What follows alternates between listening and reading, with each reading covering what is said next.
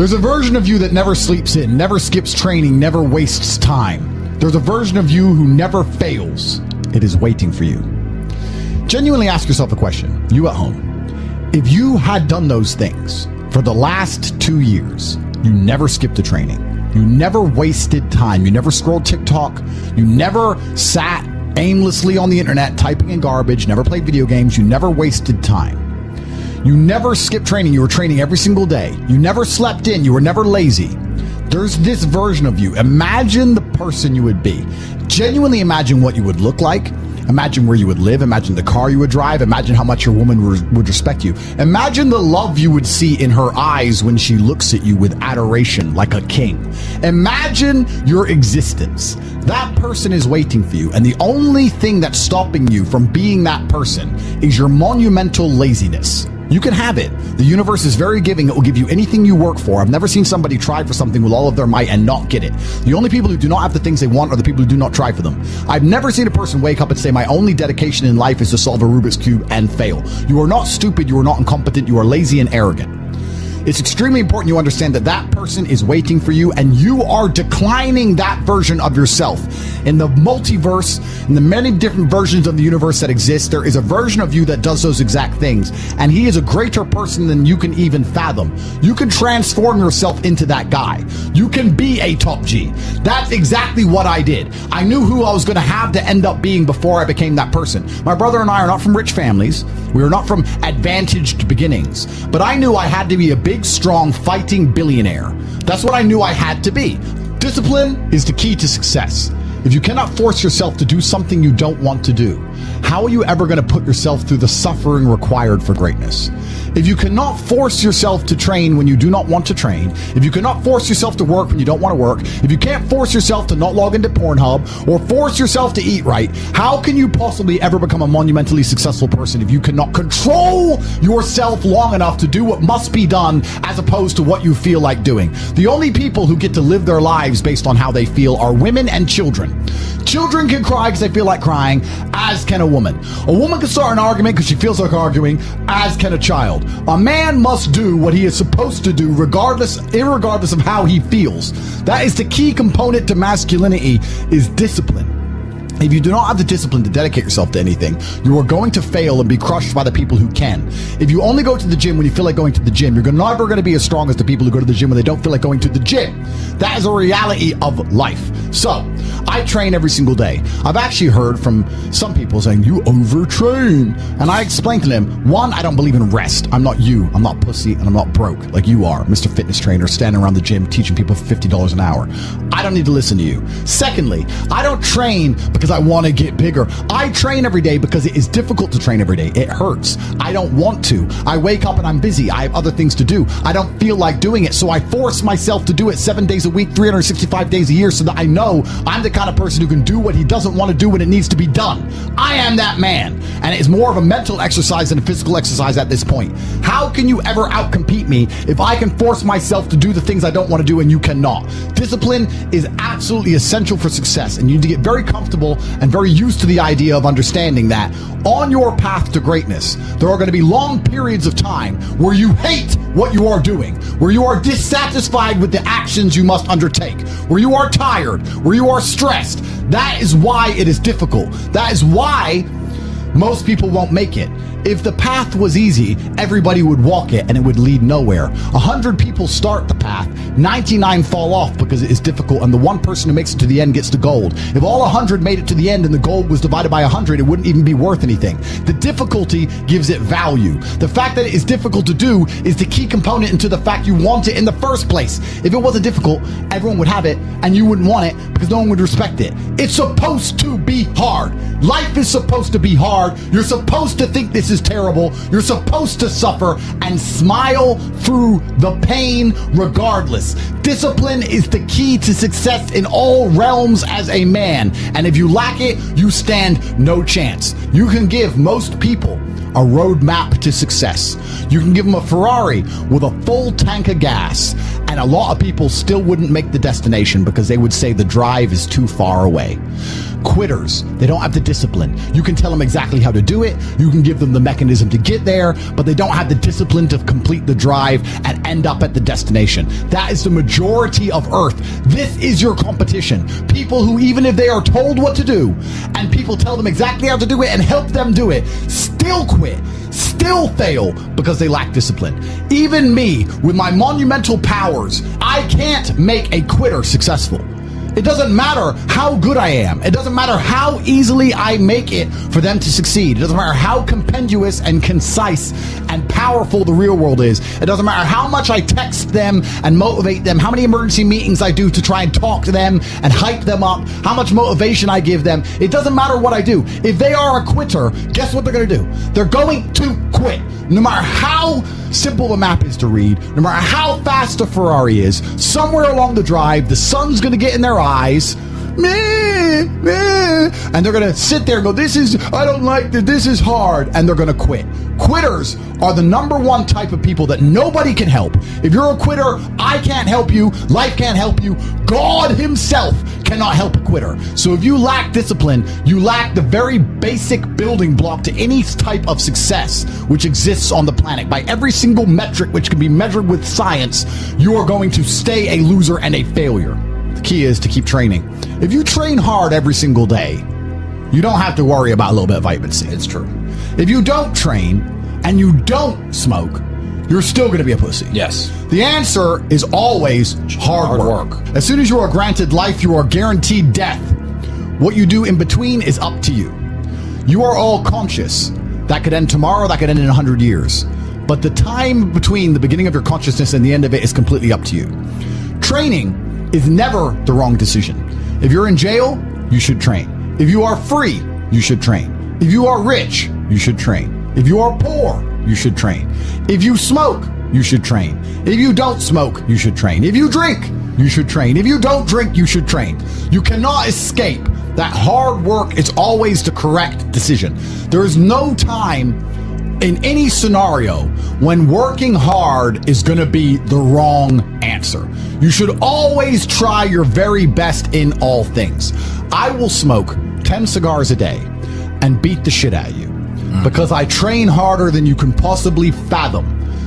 Pain is an extremely important part of the equation. Pain is the elixir of success. When people say this bad thing happened to me and I'm suffering, I say good. It is pain which is required. It's one of the elements in the chemical reaction. If a chemical reaction requires 5 particular distinct compounds and you have 4 and you're missing 1, it simply doesn't work. Pain for a man is one of the most important elements in becoming successful. Batman is Batman because they killed his parents. If they did not kill his parents, he would not be Batman. You're supposed to suffer. You're supposed to take that pain. The worst thing that can happen to you as a man is you live a life with no pain in it. To be born into a rich family and have a nice easy life and be given money and you don't have to go to the gym and not have to train because you have bodyguards and sit around like a fuck up. You're going to be miserable and unhappy and a drug addict buying prostitutes. You're only going to have women who adore you. You're only going to feel confident in yourself and feel happy when you've been through hell and come out the other side. The pain is required, and you'll often notice that people who are better than you are people who have suffered more than you have suffered. So the person who is waiting for you, he requires your motivation. It also requires huge amounts of pain. So when bad things happen to you, do not sit at home and lament. Do not feel sorry for yourself. Instead, look in the mirror and say, thank you, God, for giving me one of the ingredients that is needed for the chemical concoction that is going to turn me into a superhero. Because pain is an extremely important one. In fact, it's one of the most important ones for a man.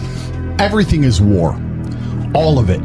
Sitting in the commute without losing your patience is war. Trying to find a way to escape your slave job is war. Keeping your wife happy and your children inspired is war. Training to become stronger than before is war.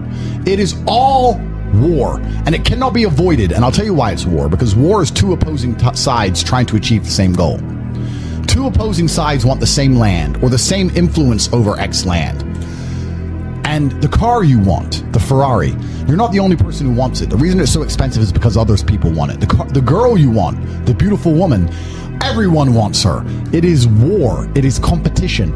Everything about life as a man is war. It is conflict because you are competing against the other men who want it the same, which is why discipline is such an important thing, which is why you must take the pain and add it to the concoction to become as formidable as possible. Life is war. This idea that you can go through life as a man and avoid war is probably the biggest mistake that most men make, because it is impossible for you to achieve anything significant without war. Running a business is war. Running a hotel, running a restaurant, running an online company, it's war. Training is war. Life as a man is war. You need to wake up and view it exactly as what it is. Everything I want, other people want. Everything I desire, other men are trying to get. This is a war and I must outcompete them. That is the best possible mental model you can have. Even in jail, it was a war for who could stay most calm, a war who could control their mind the best, a war for who could suffer the least. That is war. I was surrounded by people who lost their minds and I refused. It was a battle and I was successful. Life in and of itself as a man is a never-ending struggle and a never-ending battle. It is the constant of the human condition. Evolution requires pain. While others complain that they do not feel happy enough, I'm happy I'm struggling. I don't want to be happy. I want to be great. This is the beauty of life as a man. Do you understand? I don't care. I'm happy to be struggling. I wanted to fight. You wanted to win. I wanted to fight. That's the difference. You're concerned with winning. I wanted to just fight. And we're fighting. That is the beauty of life as a man, to be great. If you concern yourself only with being happy, you are once again acting like a female or a child. Happiness is fleeting. It doesn't even matter if you're concerned only with the hedonism of happiness. You're going to drink alcohol and go to parties and go to festivals and take drugs. I want to be happy. Who cares? I want to be great. I want to be great all of the time. And let me ask you a question as a man at home, genuinely, truthfully. Would you rather be a loser who's always smiling, a happy loser, or would you rather be a stressed winner? Because I'll tell you something about winners. Most of them are stressed. We are stressed. We're stressed.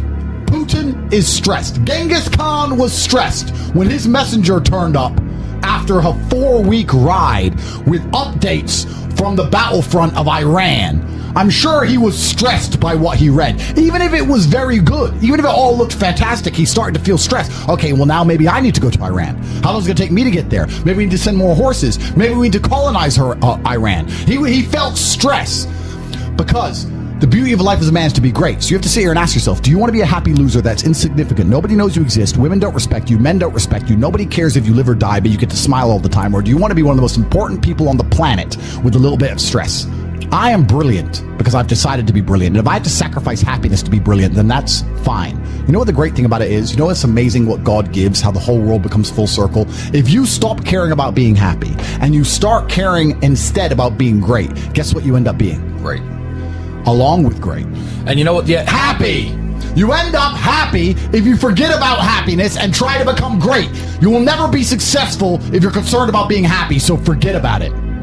I like to consider myself a wise old man, and I'm trying my best to encourage and instigate a revolution amongst the youth where men take absolute self-accountability and they believe in themselves and they take responsibility for absolutely everything. As a man, you are most formidable if everything is your fault. If it rains outside and you get wet, that is still your fault.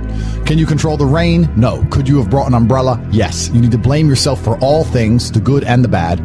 And by doing this, you take absolute self-accountability, which allows you to build a mental model in which you will find solutions, 1. 2, avoid trouble, because you know that anything bad happens to you is your fault. And 3, be the most fearsome competitor possible, because we're living in a very competitive world nowadays amongst the elites. The people who understand that you're living inside of a fish tank are trying very hard to get out. And you have to make sure that you can outrun some of them if you want to escape. It's an age-old adage. If a bear is chasing a group of people, you do not have to be the fastest one. You just have to be faster than the slowest. The slowest person is going to die. So as long as you're ahead of the majority of people, you stand a very good chance of avoiding slavery. Being a powerful man isn't always about furious anger and instilling fear. As enemies attempt to attack your energy and lower your vibration, understand this: power is untouchable. Power may notice, but it doesn't care. Sometimes power is simply not giving a fuck. Being a powerful man isn't always about furious anger and instilling fear, meaning sometimes it is. You need to retain the capability to instill fear with furious anger. A man who cannot do that is not a man. It is one of the cards you need to have in your deck. However, more often than not, when you're in a true position of power, you will play the alternate card, which I'm describing here, is simply not caring. How can you not give a fuck about things? So I'll tell you how. If you're filthy rich and you have a strong network of people around you who you trust, and you have a good family, and you have beautiful children, you have women who love you, and you have beautiful supercars, you live with your best friends in a compound, you have armed guards, and you're proud of yourself, and you're strong, and you train hard every day, and you're monumentally successful, and all of your dreams come true, and if you want something, you can instantly snap it up. You want a Pagani, you want a Bugatti, you want a $25 million apartment, anything you want, you buy. It's very easy to not give a shit about the opinions of people who don't have one fraction of your success. And what these people are trying to do is drag me, I'm using me as an example, but we can also use it for you. When you have true power, they're trying to drag you down. They're not trying to elevate themselves. They're trying to drag you down, which is a very different thing. Because it's amazing how God rewards those who are trying to build and create and elevate, and how it punishes those who are simply trying to destroy and be spiteful and negative. And these people are going to dedicate hours and hours and millions of hours of their life towards a certain cause. Thank you. To try and drag people down who they cannot affect because they're already too powerful and too large. And they're wasting their own human experience, and they're not progressing or advancing themselves in any way. They will stay brokies, and we will stay rich forever. So the lesson here is that you need to get to a position where ignoring people is a move in which you're guaranteed success. You can ignore people completely and they are benefiting you. And that comes from a position of power. And I think a lot of you at home right now, you may not be in our position, but if you're already working hard, you're already going to the gym, you're already training, you make sure that you're getting as much muscles as possible, as much money as possible, you're dedicated, you don't sleep in, you don't waste your time, you don't smoke weed, you don't play video games, you're focused on trying to become fantastic as a person. You can just ignore that girl. That girl who broke your heart or cheated on you, just ignore her. The most powerful move you can make is ignore her. Yeah, you could yell at her. Yeah, you could try and make her scared of you, blah, blah, right? That's not going to work. The powerful move is just to completely ignore her because you're on your ascent. She is likely on her descent. She likely has no intention of improving herself, no intention of becoming richer, no intention of becoming better looking. Time is against her. As she gets older, she's going to lose her looks. You're going to continue your ascent, and she's going to have to watch you for the rest of her life be the man that she could have been with that she's no longer good enough for. The best thing you can do is simply ignore her. That is the powerful move. And it's the same with also men. It's not even a gendered argument. There's men who want to be your friends right now, who wanted to be your friend, and they did something wrong to you. And if you're on the right path doing the right things, karma, God, the universe, whatever you want to call it, is going to teach them a lesson for simply failing to be a good person to you while they had the chance. But when you have a whole bunch of money, you take care of the people you love. And that's the masculine prerogative. And even my brother and I, anyone who's been loyal to us, who's on our team, we monumentally reward. And everyone who ever displayed cowardice or sold us out or made mistakes massively regrets it because they see how well we treat the people who are close to us. If you lack somewhere, excel somewhere else. Counter your weaknesses by honing other capabilities. If you're ugly, become filthy rich. If you're poor, be as strong as an ox. Life is unfair. The primary focus of your energies is to balance the books. And there's two different ways you could interpret that. You can, obviously, increase the attributes that you are lacking. If you have the ability to train, because a lot of people don't. Some people are born without arms and legs, but you, with 2 arms and 2 legs, are sitting at home jerking off the Pornhub, flabby and fat. If you have the ability to train, you should be doing it. But also, there are some things that some people are just better at, and you can counteract that problem by teaming up with people who compensate for your weaknesses. People who are strong in areas where you are weak, and you team up with people where you are strong in areas where they are weak. I don't think between the people in this house and our group of friends, we lack anything. Correct. Anything. Correct. Literally anything. We can sit as a group and have a conversation about anything with anyone in the world and give useful insight and change people's lives for the better, because although I am not perfect, our team compensates one for each other. And that's the point of brotherhood. So excel in one area if you lack in others. I have people say to me, Andrew, I'm short. What do I do? I'm short. Okay, God made you short. Fine. Good. Doesn't matter. You can't change it. What you can do is become as strong as an ox and become filthy rich and monumentally important and extremely influential. You can do that. People say, I'm poor. You should be strong. Oh, I'm strong, but I don't have any money. Okay, then teach others to be strong. Yes. There's always a way you can take your advantages and use them. And by teaming up with other men, other people, you can build a team in which there are no weaknesses. So if you have a disadvantage, you also have somewhere God has given you a distinct advantage over others. And it is your duty to excel in that realm. It is your duty to become so monumentally influential and powerful within that specific criteria in which you have the capability to be brilliant, that your weaknesses no longer appear because they can be simply overshadowed by your network or overshadowed by your absolute competence. By constructing the correct mindset, you can be in the exact same scenario you're currently in, living the exact same life with a different mental model in which you view the world, and you will not only feel more powerful, you will be more powerful, you'll achieve more amazing things, you will be greater, you will be happier with the same car, the same woman, the same house, the same income, the same everything, but your mind changes the lens in which you view the world. Lenses change things. Rose-tinted glasses, perhaps dark glasses. You can put glasses on, change the lens, and you can view the world differently by changing how your mind is constructed and put together and the way you view the world. That is the point of mental Aikido.